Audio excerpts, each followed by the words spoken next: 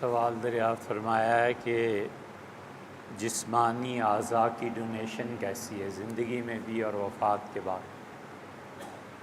دیکھیے بھائی، اب تک علماء جس نتیجے پہ پہنچے ہیں اور جو انہوں نے فتویٰ دیا ہے وہ یہی ہے کہ جائز نہیں، اور بنیادی طور پہ انسان اپنے جسم کا مالک نہیں ہوتا۔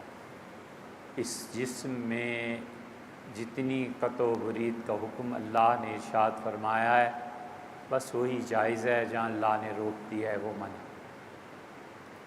آپ ذرا تصور یہ بھی کریں کہ ایک آدمی کے والد کا انتقال ہوا ہے اور اوپر سے ڈاکٹر پہنچ گئے اور آتے ہی انہوں نے میت کا پیٹ چاک کر دیا ہے، اب دل نکالا ہے، اب گردے نکالے ہیں، اب جگر نکالا ہے، اس کے بعد انہوں نے آنکھوں کو کھولا ہے، آنکھوں سے یہ چیزیں، تو یہ لاش کے ساتھ جو کچھ ہو رہا ہے یہ ہمت ہے دیکھنے کی؟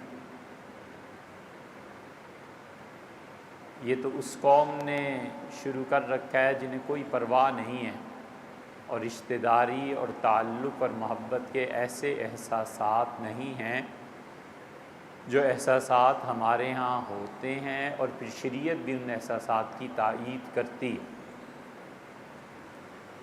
اب کچھ علماء اس طرف جانے لگے ہیں کہ آنکھ میں چونکہ پوری آنکھ نہیں نکالی جاتی تو ذرا سا اس کا کوئی حصہ نکالا جاتا ہے، تو یہ اس کے جواز کے لیے اب مباحث شروع ہوئی ہیں، لیکن پھر بھی فتویٰ اس بات پہ نہیں دیا۔